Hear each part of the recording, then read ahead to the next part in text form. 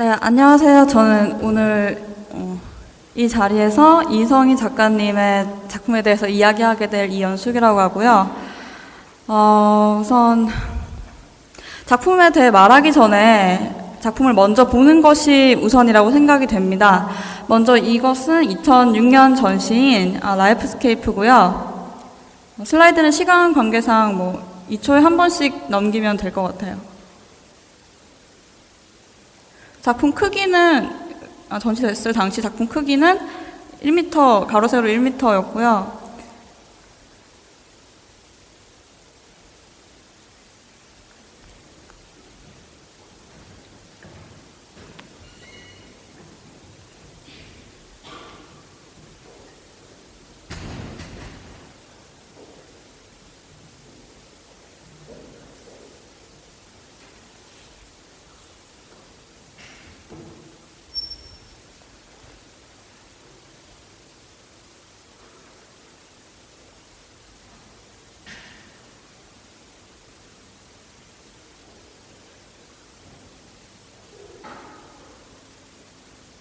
네, 다음 슬라이드.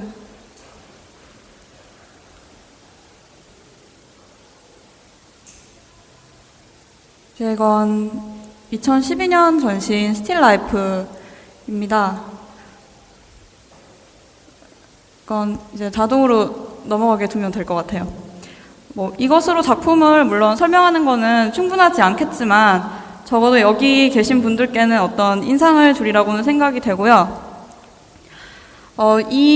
그 발표의 제목을 보이는 것과 보이지 않는 것이라고 하고 싶은데, 왜냐하면 얼마 전 작가님이 참여하신 산호 레지던스의 그 프로젝트의 도록에 그런 제목이 붙어 있었거든요.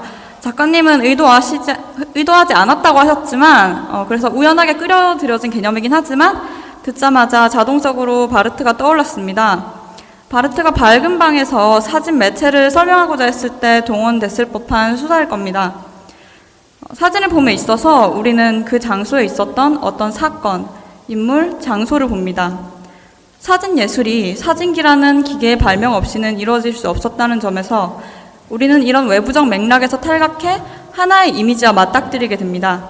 이 이미지는 규정될 수 없고 말해질 수 없는 어떤 충격과도 같은 것입니다. 이성희 작가님의 작업은 이런 도구로 설명되기에 아주 적절한 예시처럼 보이는데요. 화면 정중앙에 마치 연출된 듯 자리 잡은 랜드스케이프 시리즈의 아까 그 인물들과 스틸 라이프 시리즈에 버려진 의자들이나 아니면 바위들이 1m 폭의 높이로 우리에게 제시되었다고 상상을 해보면 될 것 같아요. 사진 속 대상들이 숨기고 있는 이야기들과 우리 앞에 제시된 그 순간의 흔적으로서의 이미지는 다른 종류의 정서를 불러일으킵니다. 그것들이 마치 버려진 것처럼 보이기에 사연을 추측하게 만드는 상상력을 부추기지만 동시에 둔탁하고 건조하게 제시되는 프레임 안의 미학적 형식은 다른 종류의 쾌감을 갖게 합니다. 아까 이를테면 랜드스케이프 시리즈에서 저 불쌍해 보이는 사람들을 동정하게 하는 반면 그들의 현존과 윤리적 가치와 판단을 모두 배제한 채 화면 정중앙에 배치된 형상 자체를 관조하게 되는 것처럼 말입니다. 이 시리즈 역시 마찬가지인데요. 방치된 사물들과 장소들이 불러일으키는 애상적인 어떤 느낌이 사진 자체의 나의 역사, 그러니까 보는 나의 역사를 개입시킴으로써 가능해지는 것이라면 동시에 이런 생각도 가능할 겁니다. 사진이 풍경들의 실물 크기로 전시되었다는 점을 고려했을 때 마치 공간에 구멍이 뚫린 채 외부의 실제 풍경을 바라보게 만드는 듯한 착시가 생기는 겁니다. 이는 사진이 갖는 어떤 물성으로 인해 가능해지는 것이겠죠. 생각보다 이야기가 조금 길어진 것 같은데 저는 오늘 이 같은 이야기를 중심으로 이성희 작가님의 작업을 풀어내지는 못할 것 같습니다. 일단 그 이성희 작가님에 대해 누가 이미 이런 말을 해놨기 때문이고 또 사진 매체 일반에 이런 말들은 너무 적용되기 쉽기 때문입니다. 사실 저는 이 작업들 맨 처음으로 받아든 순간 내가 이걸 어떻게 말해야 되지? 하는 그런 막막함에 휩싸였는데요. 정확히는 제 언어로 풀어낼 수 있는 방법이 없는 것 같았어요. 가능한 말들을 상상해 보건대 앞서 제시한 사진의 어떤 지표적 속성에 대해 늘어놓으면서 결국 감상자는 사진 속 사물들에게서 자신의 이야기를 읽어낸다와 같은 낭만적인 평가만이 가능하지 않나 하고 생각했습니다. 왜냐하면 제가 속해 있다고 느껴지는 세대들이 더 이상 사진 예술의 고유한 어떤 영역을 믿지 않는 경향이 있기 때문입니다. 만나 뵙고 신뢰가 될까봐 조심스럽게 꺼내고 싶었던 주제지만 이 자리에서 터놓고 얘기해보자면 이미 정사각형 프레임의 사진들은 너무나 쉽게 인스타그램과 페이스북 등의 SNS에서 찾아볼 수 있지 않습니까? 인스타그램 말고 다른 건 생각도 안 날 정도입니다. 사진의 역사에서 정사각형의 프레임이 어떤 맥락을 차지하는지 떠올리기도 전에 인스타그램이 떠올라 버립니다. 그래서 저는 이 작업들이 어떻게 인스타그램 감성 사진과 다른지를 해명해내는 게 너무나 중요하게 여겨졌습니다.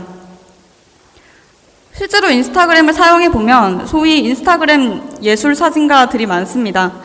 그들의 작업량이 프로 작가들과 다른 것도 아니고 그렇기 때문에 여기서 진정성을 따지는 것은 의미가 없게 느껴지기도 합니다.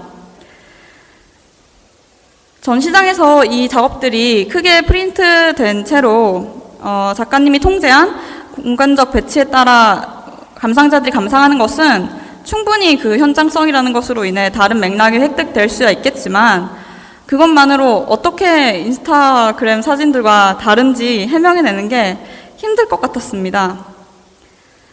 그래서 그것들을 분리해내는 대신에 어떻게 이 작업을 읽어낼 수 있을까 하고 생각을 했는데 뜻밖의 작가님과 미팅을 하다가 어쩌면 내게 가능한 언어로 이 작업을 풀어낼 수 있을지도 모르겠다는 생각이 들었습니다. 어떤 작업들은 개별적인 텍스트로 읽어내기 적절할 수도 있지만 또 어떤 작업은 작가님의 삶과 작가가 삶을 바라보는 태도와 연결짓는 방식으로 독해내는 게 더 흥미롭겠다는 생각이 들었습니다.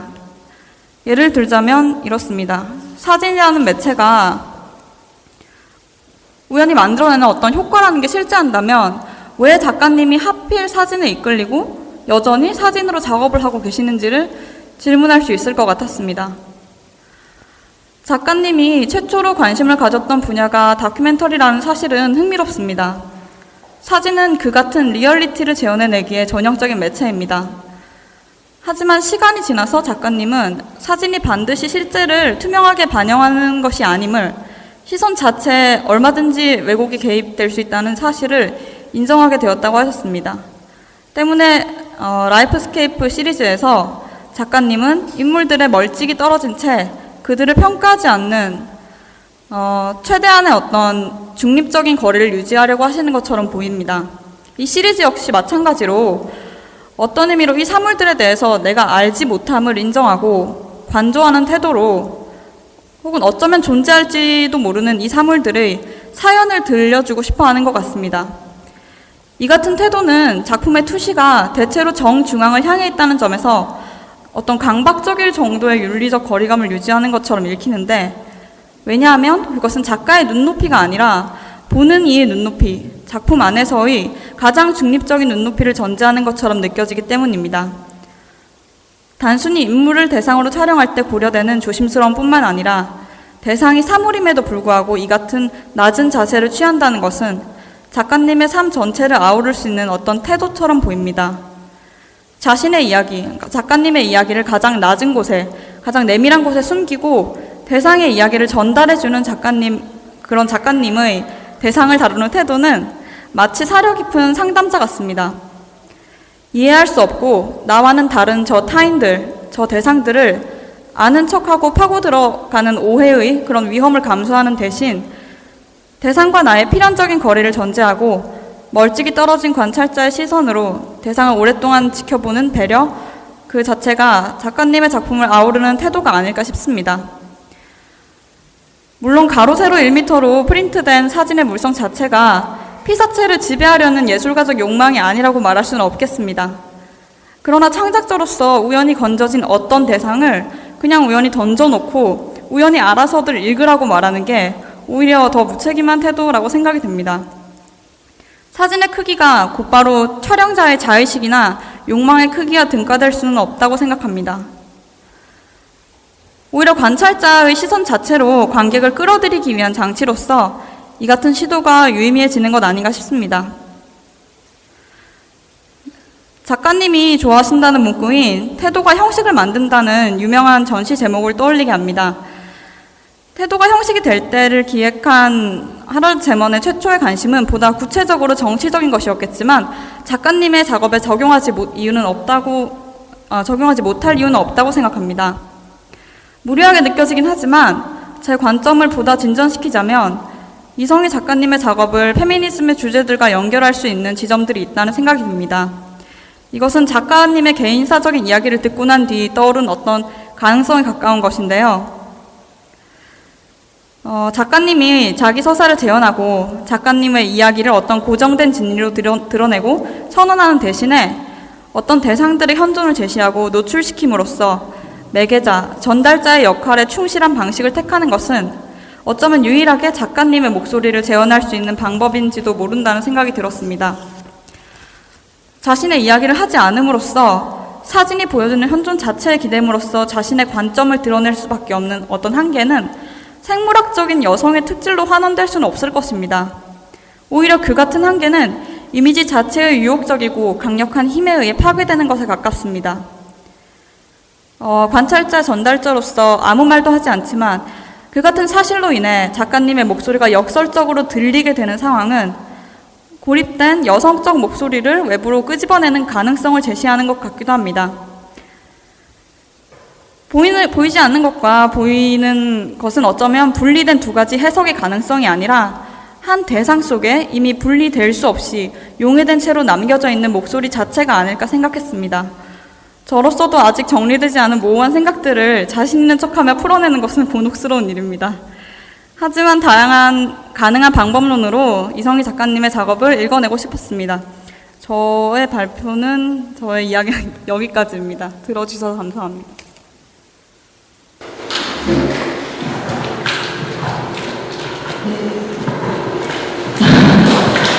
저는 이성이고요. 저는 원래 평론가님만 발표하기 위해서 따로 어떻게 말씀드렸다고 주장은 없지만 그저께 선생님이랑 얘기 나누면서 인사를 얘기하실 때 뒤에서 이게 그럴 수도 있겠구나 하는 생각이 들었어요. 그리고 오늘 괜찮다고 올라오면은 그것이 제가 고민하는 것처럼 다 한다는 생각을 많이 했어요. 왜냐면 제가 첫 비전을 한 지 10년 좀 넘었는데 그때 그냥 할 때는 사회를 했었고 서로 있었고 만남을 만났고 세상을 있고 그리고 내려오고 지금 대구지나 작업실을 혼자 지낸다.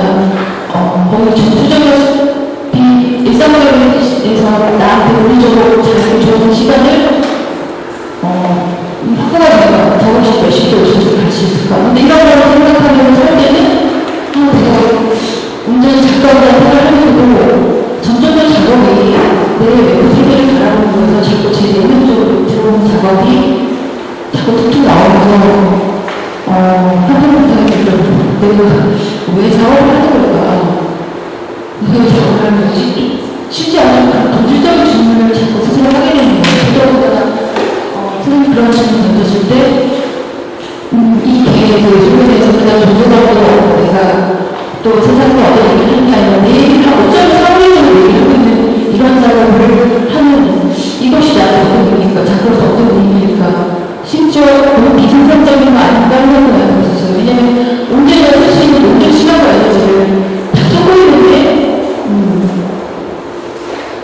그리고 전시를 해도 그게 많은 사람들이 그 공간에서 들어가지 않잖아요. 어찌 보면 그래 온라인 상에서 어떤 작업을 직접 보는 것이 훨씬 낫잖아요. 심지어 이런 생각이 들 정도로. 그래서 저 같은 지금 이런 자를 통해서 작업을 처음 해보는 거지 작업을 가지고 얘기를 하고 이런 평을 두고 하는 것이 지금 제가 서서 고민하는 지점들을 다시 한번 돌아보게 해줘서 굉장히 좀 유익이 있고 또 정성스럽게 제 작업을 봐주셨던 거에 대해서 되게 감사드리고요. 왜냐면 처음 봤을 때는 사진이 좋지 않아 이렇게 느껴보는 시작했는데 오히려 그런 것들이 예상치 못한 다른 이야기가 나올 수 있을 거라는 생각들이 되게 기대감이 들었었고요. 어쨌든 다시 한번 제가 작업할 이름을